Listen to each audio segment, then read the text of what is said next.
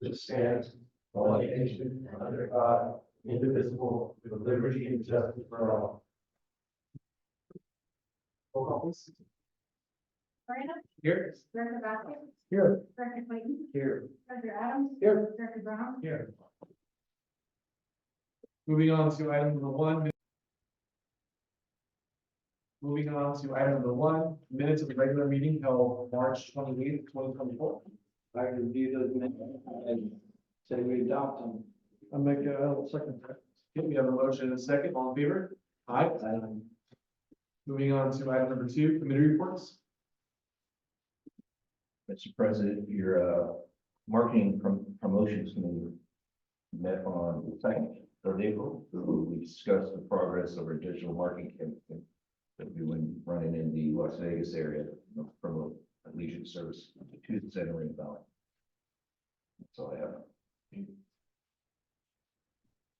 Moving on to item number three, general manager's report. Mr. President, I want to report that we submitted our PFAS testing to the water board on Friday, the March 29th. That's the deadline. So we're in regulatory compliance there. They was participated virtually in our CAC meeting today for collective industry, statewide and national information about what's going on. I want to let you know that we've invited the Chief Dandridge to make a presentation to you all on May 9th regarding ARF and Station 6 and the number of issues of discussions that are taking place. We have an agreement that expires in 2 years. We have concerns about costs.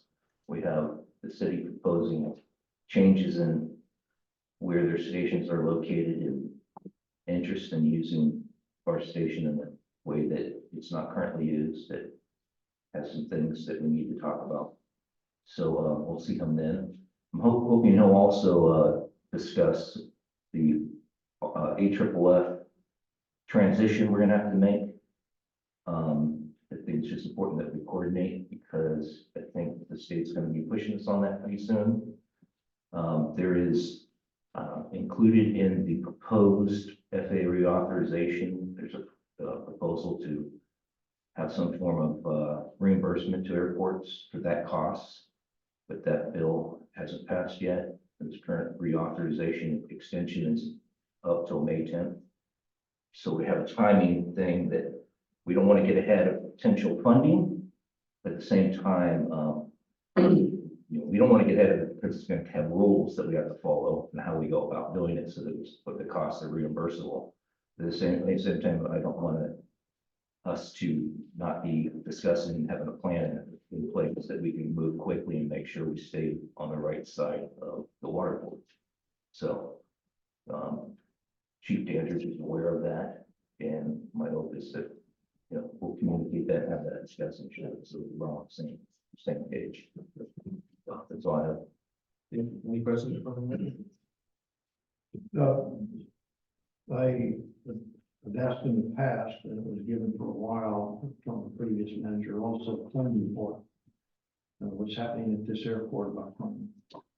Understand yesterday there was, or this morning, there was another incident out here in the parking lot with gas tank being drilled into and it was stolen. That was not reported to me, but Okay. Okay. Yeah, well, I will do whatever the president directs me to do. That's what we have a safety and security committee. Going back to PFAS, Mhm. Belmont, like a friend of mine that works, Van Nuys Airport, Yes. they have converted all their trucks. They have a company that did us like 30 grand a truck. When did they do that? I get more information from them, couldn't find out who the company. Because the military came out with the mil spec, which was actually what the FAA was waiting on, because the DoD was on the federal level was at the forefront, the vanguard of developing an acceptable alternative to AFFF, and that came out last October. Well, last October, the FAA approved that as an acceptable alternative, which I think triggers a state law requirement that we get after it and get it done in 12 months, if I'm reading it right. So it makes sense that the military is making that transition. I use it, yeah, I just put it. Where the there's open. And find out what was involved. Do they have to do it? That'd be a great resource, yes. Okay, I'll reach out to them. And just pointed, it's the EPA recently passed a rule on municipal water, now has, nationally now has to test our PFAS. Nice to learn that. So this isn't going anywhere. I'll get you that information. Thank you. Thank you, Mike. Moving on to item number 4, manager of finance and administration report. Thank you, Mr. President. I provided the man register for your review and approval. I, have read through it and it was visible and make a motion to approve. Second. Okay, we have a motion and a second. All in favor? Aye. Moving on to item number 5, public session. Statements from the floor will be heard during public session. Request to speak forms are provided to those wishing to address the board. After completing the form, please give it to the clerk. Requests requiring board action will be referred to staff and brought on the next appropriate agenda. Members of the public are cordially invited to speak on agenda items as they occur. Staff reports covering agenda items are available for review in the offices of the general manager on the Tuesday prior to each meeting. The board will establish a time limit for receipt of testimony, in this case, 3 minutes. The board reserves the right to establish further time limits for receipt of testimony. So I have Kevin.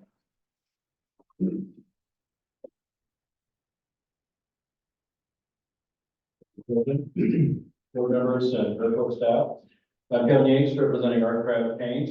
Been here a few times before. I just wanted to report that we had a pretty successful meeting on April 4th, last Thursday. We've been underway here now for about a month and a half, maybe a little bit longer in terms of trying to get our roofing and flooding issues mitigated. Basically 4 or 5 weeks ago, we brought up the issue of rent credits. Having not heard back whether that was a possibility or not, on April 4th last week, I was coached into submitting a petition for some sort of relief. And I want to make sure that that petition reached the board. I understand now that it has. So that's one of the reasons why I'm here. And I also want to just make sure that we're continuing to move forward. I was pleasantly surprised last Thursday that airport staff is undergoing the requirements to gather specifications for an RFP process, which is required to do any kind of short-term or long-term plan. We just need to keep moving. But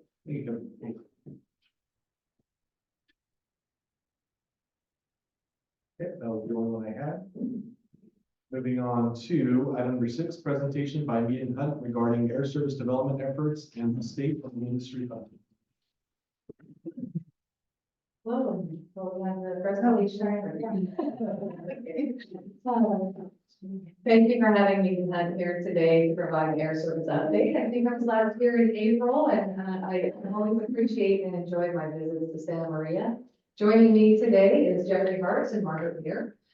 We are going to cover several topics, but first I'm going to provide you with an update about actually something that's happening within our group here. And I think some of you have already heard this. After 22 years at Mead & Hunt, I've decided that starting in July, I'm going to go back to my roots, back to accounting.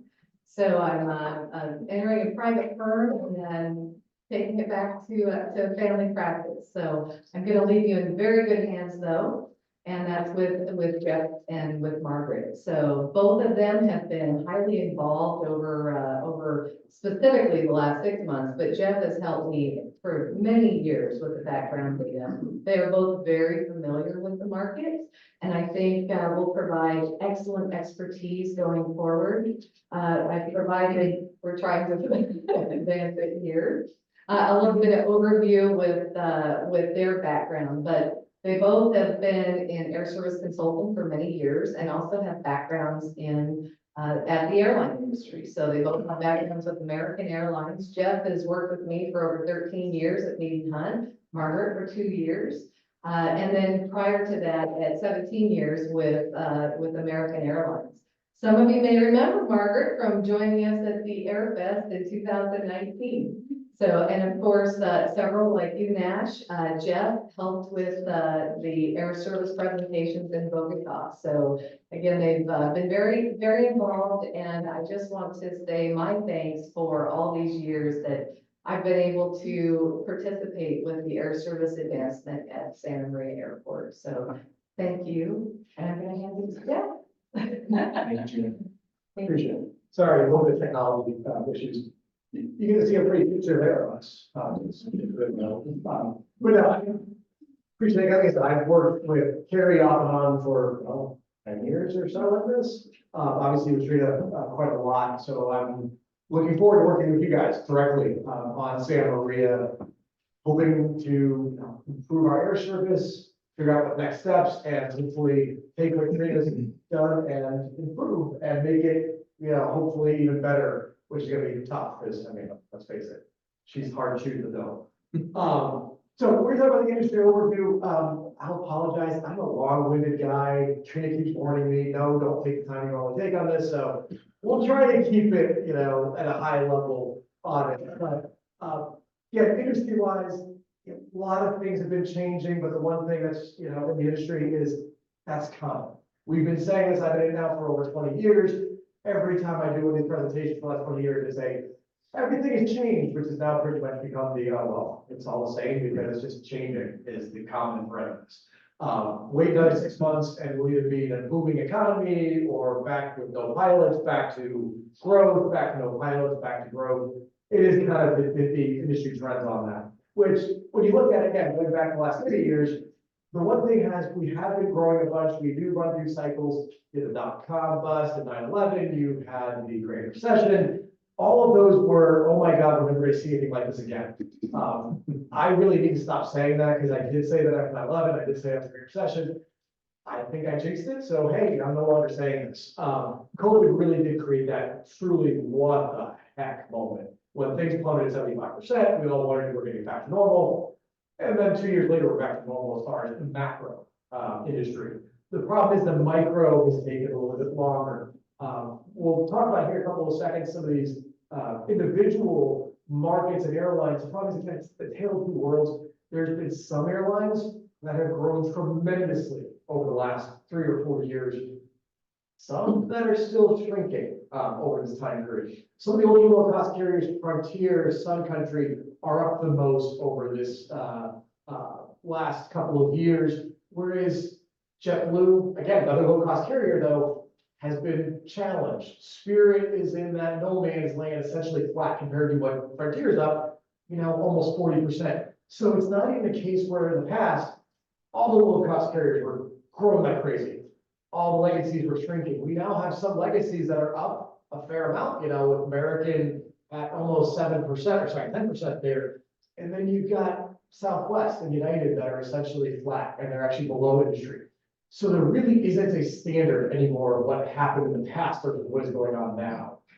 It is a very much all the airlines are trying to feel out their hopes and what's coming. One of the things, again, tale of two worlds, up until this year, through the pandemic, the non-hubs have been trailing. So the large hubs came back quickly, the small hubs came back even faster, the medium hubs kind of between the two, the non-hubs up until 24 have been struggling. They've been actually down since pre-pandemic. We're still a little bit down, but you'll see this year from 23, the non-hubs have actually grown faster than everything else because the airlines are able to actually start getting the non-hubs a little bit closer to where they need to be. The legacy airlines, their express carriers aren't being hit quite as hard this year in 24 as they were in 23, as they were in 22. So they're able to get some of that regional flying back to a little bit better than where it was. But you've also had growth, especially from Allegiant, from Breeze, and some of the other ultra low cost carriers into a lot of the non-hubs that's come back. That was really more the medium and small hubs last year, the year before that. So again, markets like Santa Maria are starting to get back to growth, back to really pre-pandemic levels, for the most part. Regionally, though, again, tale of two worlds. If you're Florida, Southeast, if you are the Great Lakes region, you have some up. But one of the things that we've down, the Northeast, the East, and the West were down the most during the pandemic, and they've also been kind of slowest to come back. Business oriented, especially the Northeast and East, and the West Coast, I mean, as well know from the COVID, get hit the hardest. They are the farthest to come back because of the changes in San Francisco and LA and California as a whole with the pandemic that really happened. So when you look at capacity changes for the region, the West is still kind of the slowest on the growth, even from last year. They're still down one of the most from even pre-pandemic. They just haven't quite gotten back. Again, large part because the big California cities haven't gotten back that level. LA is still down overall from that. Airfare trends, jet fares were way up, then they came down with the pandemic, then they went skyrocketing to record levels. There has been a little bit of a pullback, but for the most part, we're still well above pre-pandemic levels. Fares are still relatively high. One of the reasons for that has been the pilot costs have changed quite a bit through the pandemic. And again, this is actually, it's kind of a slide that kind of annoys me at times, the pilot shortage thing, because literally I was in regionals for my whole airline period, starting right after 9/11. Every year it was we got a pilot shortage. There was minor pilot shortages through there. We had a big pilot shortage during the pandemic when everyone went retired. We don't have a pilot shortage by any stretch. It is a captain problem. It is a major captain problem, mainly because you can't get the first officer training. You can't get the first officer training to the captain if you don't have the senior captains around for training and upgrades. That has been the biggest problem. So the reason why all of the regional airlines have got aircraft parked is because they don't have the captains to fly them. There's a plethora of first officers. There's a lot of first officers that are barely flying every 90 days because they physically don't have enough captains to keep those aircraft that they want to be flying in. That will continue on for a while. The good news is, or bad news, I think we'll talk about it in the future, or get a couple slides. Airbus and Boeing have had a lot of delivery problems, which has then delayed a lot of the growth. So you'll see a lot of trend here to talk about individual airlines. It was a plan that all the airlines were going to be growing tremendously this year and next year. A lot of that's kind of getting delayed to next year, the year after, or the year after. As Boeing can't deliver the 787 like they wanted to, deliver the 320s, but Pratt & Whitney can't deliver the engines. And so that has now delayed things, which good news is United, American, Delta, and Southwest have delayed a lot of hiring, which has left more pilots at the regionals. And the regionals all of a sudden are starting to think that this year we'll be able to bring out more flying than they even thought they were going to at the beginning of the year. So again, it is getting at least a better scenario in that regard, but some of the airlines aren't growing nearly what they hoped because of that. Jet fuel is still a big expense. It's a massive problem. It went up, it went down, it went back up, it went back down. It's now essentially stuck at about $3 a gallon. When you're talking 40% of your costs, if it goes back to $3.50, that's a big change for the airlines. If it drops to $2.50, hey, it's a lot more money to be made. But when it's stubbornly stuck at $3, it does mean a lot of routes become a little bit more of a challenge. That's one of the reasons why fares have stayed stubbornly high post-pandemic. But it also makes longer flights. Flights that are, 3, 4, 5 hours become that much harder to make money on when fuel stays stubbornly high. Shipping a large aircraft, again, this has been a trend that's been going on the last 20 years. 25 years ago, the world was full of a ton of Brazilians in the 1900s. There's not a single 1900 flying around commercially in the United States, and there's a handful of Brazilians and Saabs and Jetstreams flying cargo, but not passenger. That's all vanished. They were done 50 seaters. Those essentially all vanished and will be gone in the next 5 years. So now we've got into the world of large RJs, a lot of 76 seaters, but even on the main line, they've gone from the majority of them being 150 seats smaller to now 150 seat and larger, which does have a different barrier of entry. When we're talking about a Frontier, we're talking about a Spirit, their growth are 230 seat airplanes instead of 170 seat airplanes a few years ago, which means if we're talking a Frontier at Denver, we have to fill up an extra 80 seats a flight than what they would have had if we were having a conversation a decade ago, which does make that barrier of entry a little bit different as we're talking to airline bus service. When you look at my airline business model, again, when we look at the last 20 years, the airlines were dominated by the legacy, Normal, American, Delta, United, Northwest, Continental, That business model was 75% of the industry back 20 years ago. That has shrunk to 50% of the industry. Southwest has been a part of that. Southwest has grown 50% over that time period, so they filled a big gap of that. We've also had this explosion in the low-cost carriers. With Frontier rebranding themselves from low-cost carriers, or low-cost carriers. Spirit grew quite a bit, you know, Avelo and Breeze also in there, Allegiance in that. Seen a lot of growth inside of that low-cost carrier world, which went from, again, essentially a rounding error at 1 or 2% 20 years ago to now almost 15% of the industry. And the reality is, when you look at a lot of growth over the next 10 years, that's where a lot of it's gonna be. Frontier's got several hundred airplanes, I think it's 300 on order for the next decade. Spirit, in theory, if they ever take them, it's got another 150, 200 airplanes on order for that. Avelo and Breeze are growing like crazy. So again, that's where a lot of that growth has been, a lot of legacies have been shrinking. Oops. Click on that, look at that. I can't see this far, is that the right one? Then I'll make it huge. Okay, thank you. Look at that. Remember to, yeah, or that one, that's me. Oh, that one. Yeah. Technology, sorry, guys. So financials and airlines, again, you know, the old adage was, you know, how do you become a millionaire in airlines? You start with $1 million. It got better after I left the industry, apparently, because I never knew a profitable period. After I left, they also started making money. May have been me, may not have been, but we'll see. But they all got wiped out during COVID. Every single ounce of profit they had in the last 20 years got wiped out from COVID. It has come roaring back this year, outside of a couple of airlines. They are back making money, and they're making fairly good money. Not the record numbers, but still fairly profitable operations. What hasn't been has been some of the ultra low-cost carriers.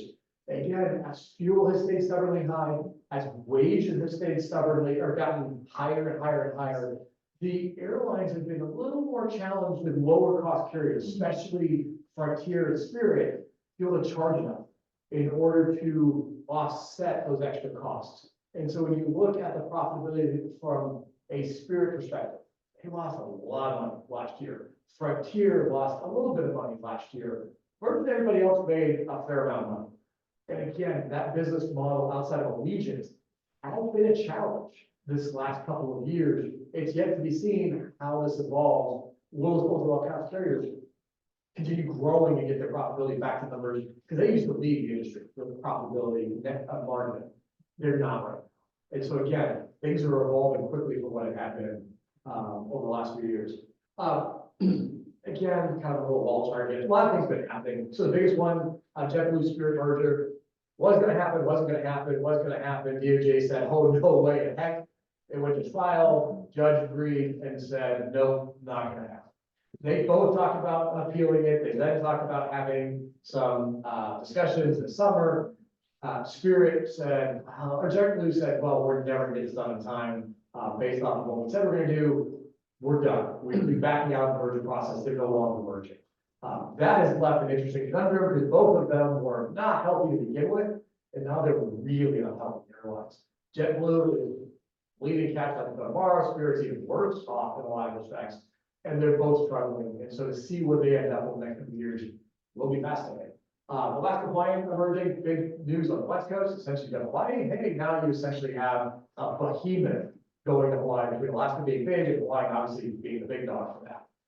Where that ends up changing, does it make anything interesting happen with Alaska? Because they're also going to have a whole lot of wide-body airplanes that they can have access to long term.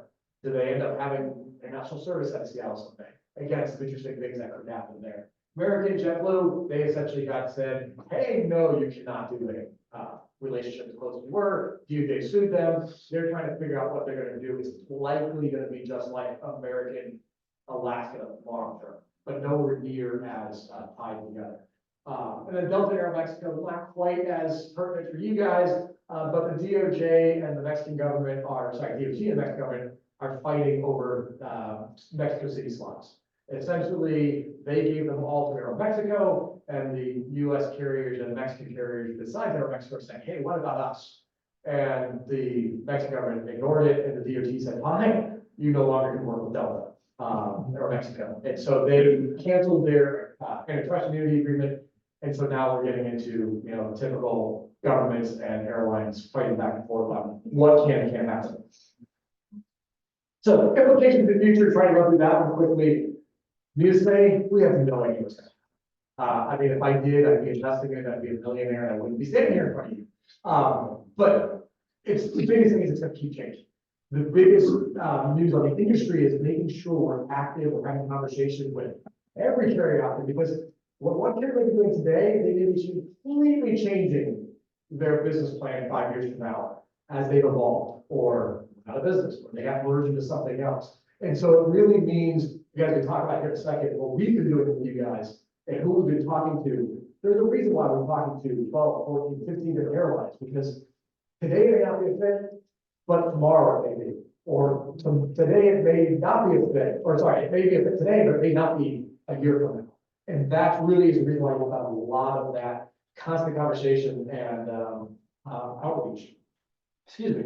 So what we've done with you guys for the last year, I guess I'll talk about it, even though Trina got to do these all with you guys.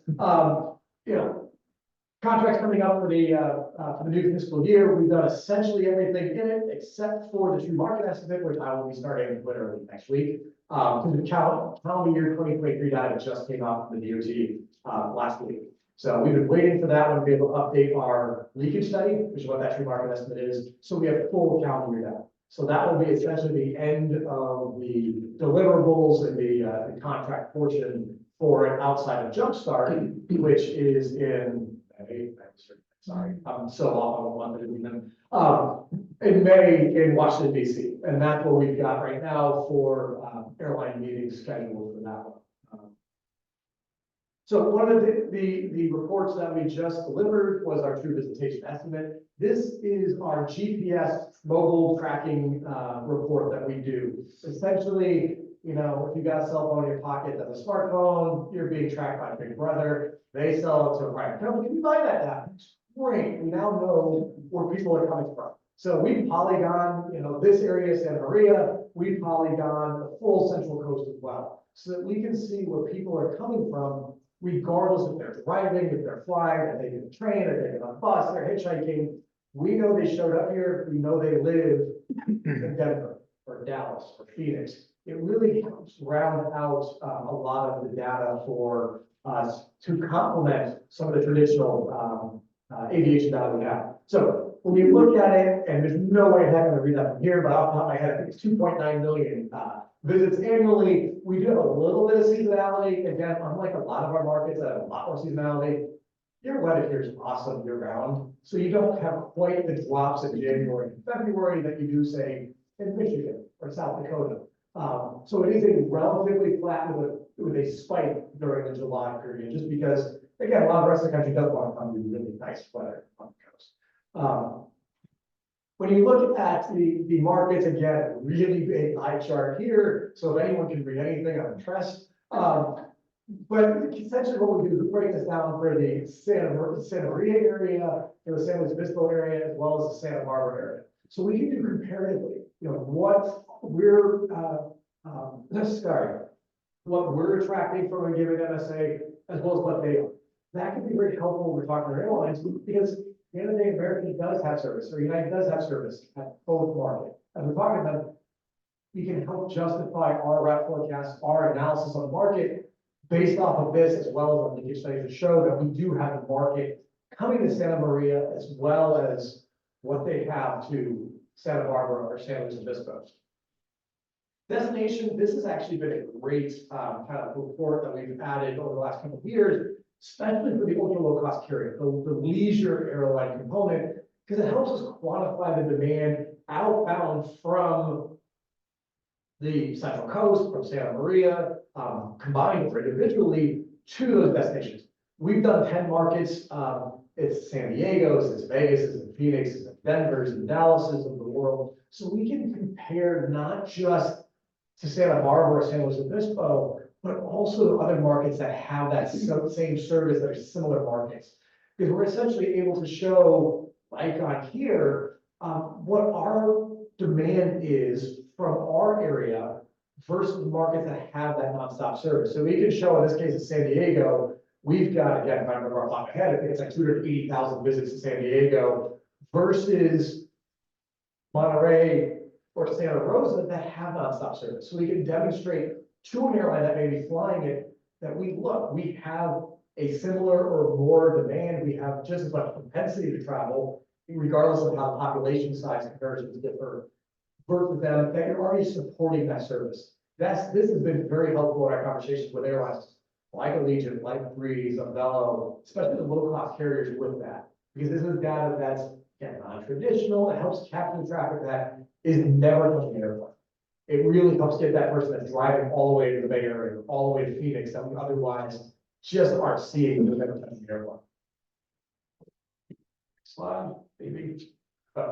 So air service opportunities, we do break it down to a couple different categories here. The major airlines, that's the American, Delta, Southwest. I hate me telling them that, but hey, it's also Southwest and United. So when you look at them, they're the kind of legacy hub and spoke airlines, the airlines that typically are sort of somewhat mostly or mostly business travelers in there. American, Delta's, United, again, the more traditional ones, it would be a hub and spoke connectivity to the nearest hub. Mid case of United, it's a Denver or San Francisco. American would be a Phoenix. Delta would be a Salt Lake City. We've had a lot of good conversations with them. One of the things that mentioned that has been a challenge, especially the last 3 years, as you guys know, has been the reduction in that regional pilot capacity. Operations and service that were gonna happen or should have happened in 2020 or 2019 got put off essentially indefinitely because of that challenge. Again, we're hoping, we keep hearing pilots have gotten better for the regionals, things that they're no longer cutting.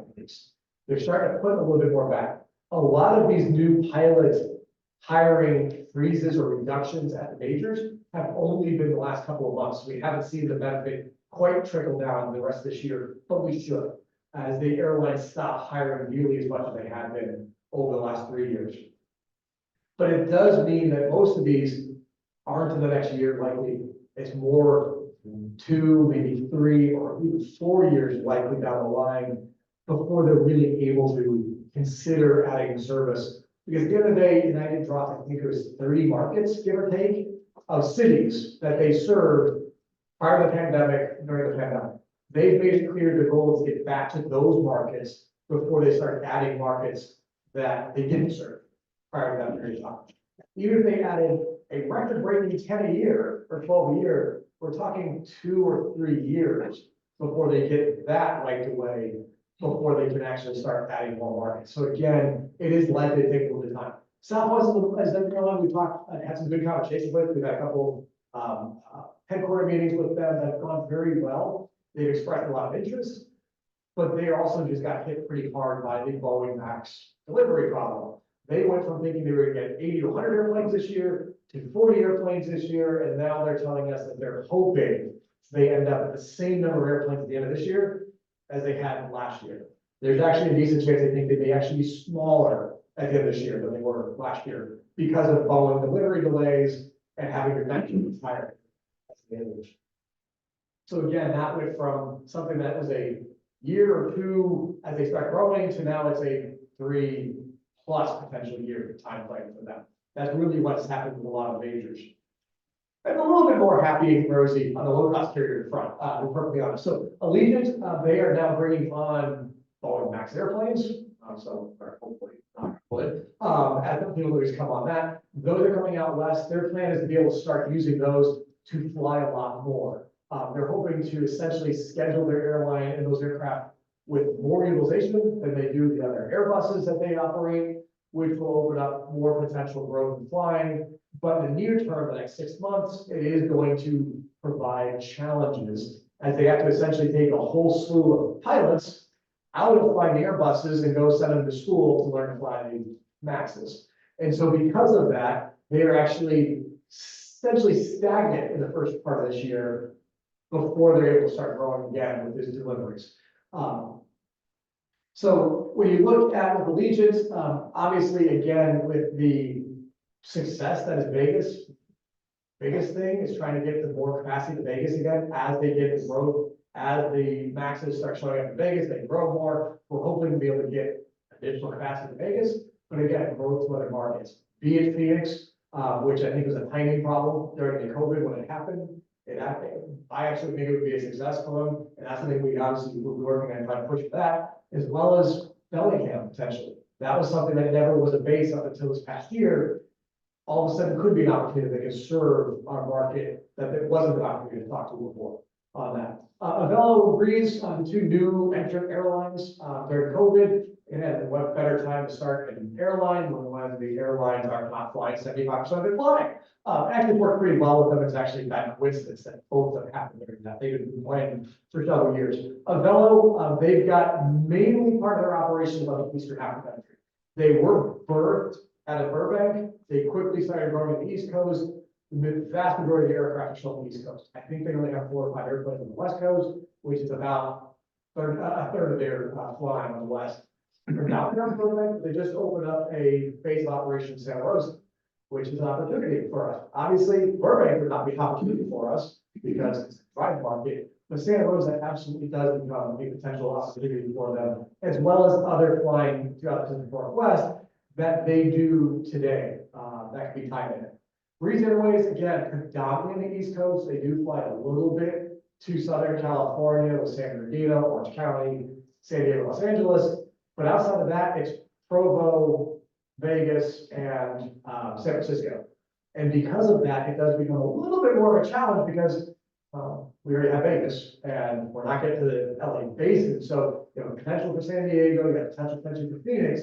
But again, until they start growing out west, it becomes a little bit more of a challenge. They will eventually grow out west, but they're just not there yet. Most of their growth has been east of Mississippi, where again, 75, 80% of the airplanes are based. Frontier Airlines, again, as I mentioned before, they essentially rebirthed themselves, I think, the 4th time in the last 25 years. 5 or 6 years ago, into a ultra low-cost carrier, and they're now evolving from that. It used to be an ultra low-cost carrier that was predominantly Denver, and then to some big cities like Philadelphia, or Houston, or Dallas.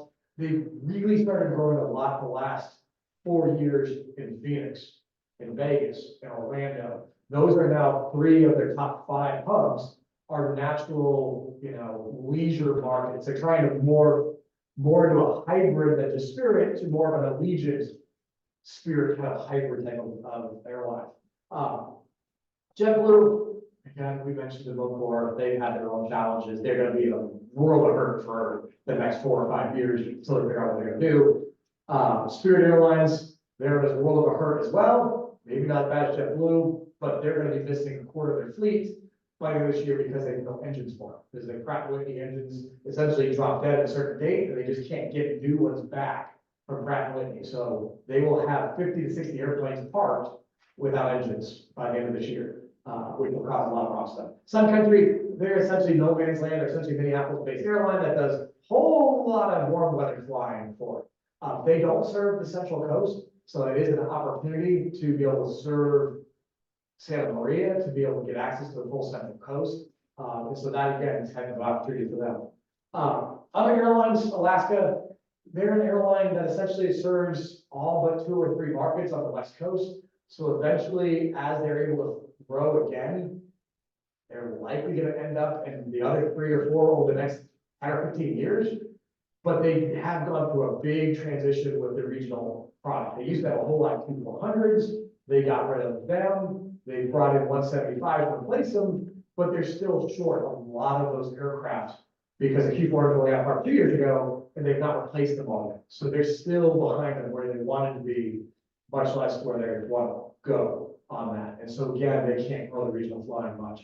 Boutique Airlines, I've had a conversation with them down in Bogota, and they are still trying to figure out what they're doing on the West Coast with opportunity. Potentially point-to-point flying, again, more markets that have a higher fare business type component. That would be, again, with a not high, quite as high demand, something like a Sacramento, potentially, again, for them. Flying, and it's probably not flying anywhere but Hawaii, so there's a shocker for that one. But again, we had some good conversations with them. They see an opportunity for Santa Maria to the whole Central Coast because of our longer runway. They will actually support that service. It's an access to an area that they otherwise wouldn't be able to serve to the whole Central Coast. They are, changing with the merger with Alaska. There's not likely going to be a lot of things in the near term until that merger gets worked out and they figure out what the new Alaska management is going to run Hawaiian Airlines as. And then SkyWest Airlines, we've had a lot of good conversations with them over the years. They are still stuck in limbo because of the SkyWest charter operation that can't quite get certified by the FAA, but they haven't thrown the towel yet on. So there's always that's hanging out there that already is approved. But you also have the ability to prorate potentially long term. Once they're able to fulfill most of their capacity purchase agreements with the United and Deltas, they're then able to go back to them and say, hey, we've got opportunities out there that we want to fly on our own dime. And they've been really open to that in the past. So again, we think that's something over the next 2 or 3 years that may come back into play to work with, if it's United or SkyWest, to be able to bring in service to the Bay Area or Denver. So next steps, like I said, we've got the next piece that I'm gonna be working on next week is the passenger demand analysis or the market estimate, our leakage study for calendar year 2023. We've got a whole slew of industry conferences. Every year, there's 3 or 4 of them that we always suggest our clients go to. Each year, Jumpstart, this year, like I said, Washington DC, you guys are gonna be there. Allegiant Conference, we used to say it was always in the fall, then it was during the spring, it's now back to the fall, back to the spring. So this year it's back to October. Who knows, we'll be at 5, but that's our essentially time to be able to talk to Allegiant and pitch, again, ideas for more Vegas or other markets. Takeoff is in Green Bay this fall. Again, we did that last year out in Atlantic City. Routes Americas next year is going to be held in Nassau. Again, that's kind of that first of the year conference of the year, which works well. Meet with a lot of the airlines, and then our conference, we assume will be March next year in Phoenix. It always is, but we'll let you know. Exact timing, we'll never get that figured out. Headquarter meetings, we typically time those for the fall. Trina and I have kept the same thing essentially for 14 years on that. So, hey, that'll work perfectly. Because I did the same thing. Almost all my headquarter meetings with my clients, all fall. It just works well. When you look at the industry conferences, there typically isn't much in the fall. And so it kind of works out well on timing on that one. And so we'll continue again, airlines that make sense to have those, the ones that are most likely to get lower hanging fruit. We'll try to get those meetings as well as making sure we still have the most important ones. Again, trying to have the conversations with United, with American, with Southwest on that legacy carrier side, in person or virtually those headquarter meetings to keep that communication open. So that when they do have the aircraft available, we're hopefully on that short list for them. And the last one there, and I apologize, consider expanded incentives for top priority markets. Right now we've had some very strong incentives in the past for hub market airlines, with the Denver or Phoenix. One of the things that, I think would help as we talk to low cost carriers is having some level of formal incentive that we can propose when we talk about. Because it is, sometimes a little uncomfortable when you sit there and say, yeah, it's negotiable, we'll come back to the board and talk to them about it, and they go, well, what's the amount? And we go, well, it's negotiable. They say, well, what's the amount? And it kind of a chicken and the egg problem. A lot of the airlines, especially low cost carriers, tend to just want to be told, this is their incentive, we've got $250,000 or $500,000, whatever the number is, just so they can put it down and put it in their rankings of markets. They tend not to like to go back and forth. And that's something that I've had, and I know Trina's had over time on that. That's something that especially Avelo, especially Breeze recently have really been pushing that over the last couple of years to have a defined amount for those 10 markets. And that's where potentially Phoenix, Bellingham, some of the other stuff with those long-term carriers, conversations, besides long-term conversations with American United, kind of play. So, sorry, I tried to go quickly for you guys, so there was a lot to cover. We've got a few questions. Yeah. Have you seen a change in the OR rates? The what? OR rates, when the airline is scheduled. Oh, operational liability? Operational liability. Yeah. The operational liability ebbs and flows for every airline. Overall, the industry has gotten better from a completion standpoint, from a on time, it's about what it's been for the last 10, 15 years. It's still running right around 80% of the industry, some are in the low 70s, some are in the mid to upper 80s, but it's usually in the low 80s for the industry. You mentioned fuel cost, now I'm up around $3 a gallon. What's your anticipation for the SAF requirements? Honestly, I don't know what the FAA or industry will try to mandate or try to push. Certainly from an international standpoint, I think you're gonna find airlines being forced to, because of European rules, having that requirement for a lot of international flying. Domestically, I doubt anything in the very near term happens. My personal opinion, I think it would be a ground to a halt in either courts or Congress to mandate something. If it was mandated versus trying to push through. Something will happen eventually, but it's gonna take time here. I think they're gonna wait to see what happens on large scale elsewhere in the world, like Europe, which frankly, when you look back, historically speaking, from a noise perspective, when stage 2, then stage 3 was implemented over the last 20 years, it was Europe that did it first. We then were able to follow in the footsteps after that happened. So I expect the same thing with sustainable fuel. Well, last question. There's been a lot of R&D and some aircraft are now flying in small scale with electrical power, charging up on very short runs with carrying 20, 30 passengers, at least that's within the actions. And then we also have now the hydrogen fuels that start to come back on from back 30, 40 years ago when it was proposed. What do you see in the way of the infrastructure at an airport in order to attract this new generation of aircraft to say a place like us? My personal opinion, hydrogen is further down. The airlines, right now, I think the Japanese government just announced 2 weeks ago that their next major project in aviation will be a full-scale hydrogen commercial airliner, but they're talking in the 2030s or later at best for that. From an electrical standpoint, that's going to be the bigger challenge for markets, honestly, like a Santa Maria. It makes sense from the electrical standpoint in Europe, shorter haul or to islands with minimal demand, to unique high yielding markets. The problem is a 19-seat or a 30-seat electric airplane requires the same pilot that a 76-seat regional jet will require.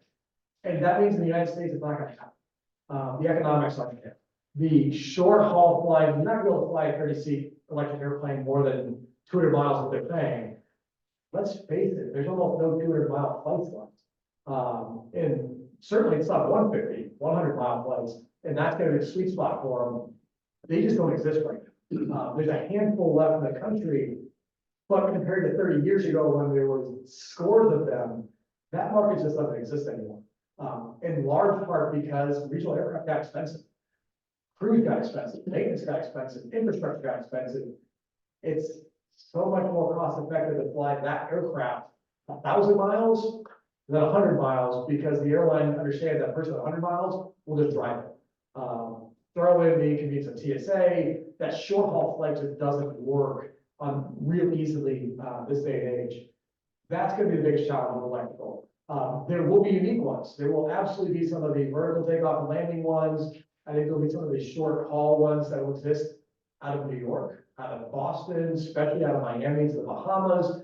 There will be situations like that for the ultra high end, very high density markets. Because let's face it, to fly 100 miles in New York is a 2 or 3 hour drive. To do 100 miles out of San Francisco, even with the traffic in San Francisco, isn't anywhere near that long of a drive. And you're not going to be competitive. So that's where the challenge is going to be. It's a unique one. It's cute. The airlines are all investing in it because it looks good.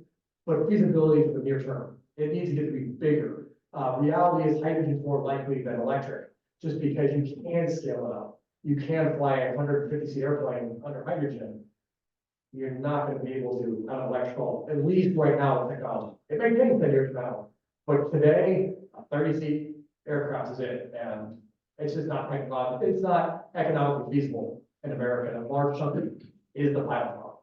Last question. Yeah, P&Ps, the maintenance issues with airlines. What's your view of those in the situation? the good news is it will never be as bad as the pilot plant. In large part is, and it sounds bad, it's an outsourceable job. You could always continue to outsource further and further down the road to other parts of the world. Heavy checks. It won't be happy, unions won't like it, frankly, industry won't like it, but if you have to, if you have a choice between flying the airplane or not flying it because of maintenance, you can always outsource it to more Costa Rica or more Central or to South America or Asia even, prior to parking the airplane like you have a problem with pilots. It is a problem, there absolutely needs to be more A&Ps out there, but it's a problem that gets masked right now. Because American or even regional can absolutely outsource to a third party if they run into a problem. Whereas pilots, you're just out of luck when you don't have that extra pilot to park in the airplane. And that would be something that, yeah, it may come to a head long term with the mechanics. There is a point that it breaks because you just don't have physically enough to do line maintenance and things you can't ship overseas, but heavy checks. A lot of the maintenance capacity today in America is because of heavy checks. They take a lot of time. All these airplanes as they age, the Cs and heavy C and D checks take that much longer. You could farm those out and free up a lot of mechanics if you had to. We're not there yet, but that is at least a flexing opportunity. Nice report, and I'd like to get a copy of it if you don't mind. But, It's a very nice report. Thank you. I'd like to get a copy if you don't mind. Thank you, Joe. she's got that. Okay. Any other questions? My pleasure, thank you guys. I look forward to working with you. Absolutely, yes. The presentation is loaded on the iPad for all directors.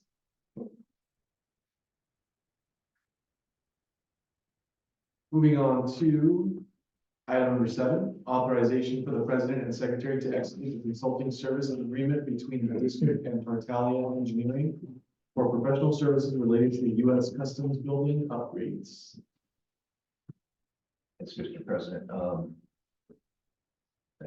Tartaglia has been performing this work since 22, and, for whatever reason, we're just now getting to their agreement for performing the services. But this is in regards to the work on the customs facility, which I'm told should be completed by the end of October. Ms. Mills, will we approve it? I've got a question. Yeah, question. Yeah, first and second, then the question. I'm in the first. I'll second it, but I'd like to ask a question. Any comment, question? The question is, with the delays from, what was it, schedule spoken about now, be finished, are we gonna have a problem, do you think, with the border, customs border protection, getting people in here to help on? They know exactly what we're doing. They know our schedule. They participated in the actual scoping of the project. We're responding to their requests for improvements to the facility. So they're in the loop. If there was going to be an issue, I hope they would have told us already. Is Tartaglia acting as the general contractor? No, he's acting as our CM essentially. So we're double paying, we're paying $150,000 for an $800,000 project. Well, he's acting as our construction manager, as our engineer. So No, I understand that, but what I'm saying is $150,000 is a lot of money to go on a project for a 1,700 square foot building. I understand there's a lot to this, but $150,000 is a lot of money to spend. I think in the future, we have a time constraint on this in the future. I think we need to bid some of this stuff out.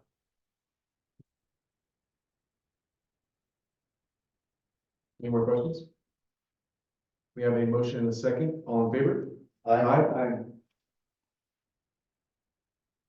We'll take a 5-minute break and then move on to closed session.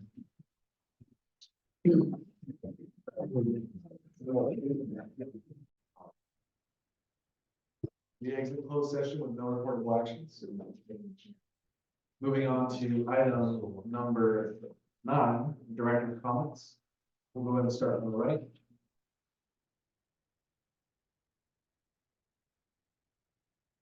A few days ago, I received a call from the area manager for budget, who said there's been some problems out here in our parking lot where we don't have any security cameras. And apparently our night security doesn't really watch even that. Where people have gone out here and drilled holes in fuel tanks in trucks. Drained it out, left wet areas which are flammable. So I went out and looked at them, and I asked him to write up a report and send it to Martin, so we have it. But we've got a crime problem, and security here is obviously far less than it should be. A few weeks ago, we had somebody hop a fence, go break into a hangar, steal a truck, get out through the gates. 16 hours elapsed from the time that happened until the report was made. So we've got a terrible, terrible hole in our security here. We need to fix it. So that's my main concern tonight is security. This morning, I got a call from budget. Said another truck last night was tank drilled into, fuel stolen, about $5 a gallon approximately. And I suspect those trucks hold 35 or 40 gallons each. So I suggest that we have get security review, run a red team. Let's get some cameras out here and let's keep our night staff that's supposed to be watching this place either fired or getting to stay awake with some coffee. So I'll split with that. There's a lot of issues at this airport, and we're just taking our way through each one of these issues, and we got a good team helping us get through them. It's gonna test us at the very end, so we gotta be on our game.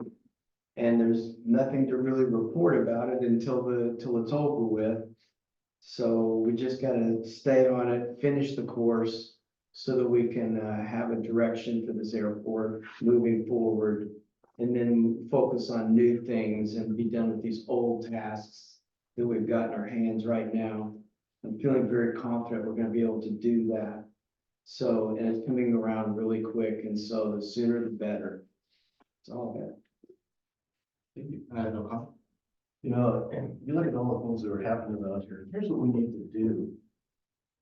We don't have to be responsible for everything that happens on this airport. It's not our responsibility to fix that. It's not our responsibility to fix this. I mean, there's things that happen everywhere in the city. We're not a police force. I mean, we can do what we can do, but ultimately, we don't have to take all the responsibility for it. You know, can we help to fix problems? Yes. But a lot of them are not our responsibilities. We need to figure out how to differentiate from that. That's all I got. I have no comment. I'll make a motion to adjourn. Second that. I have a motion and a second. All in favor? Aye. Adjourned.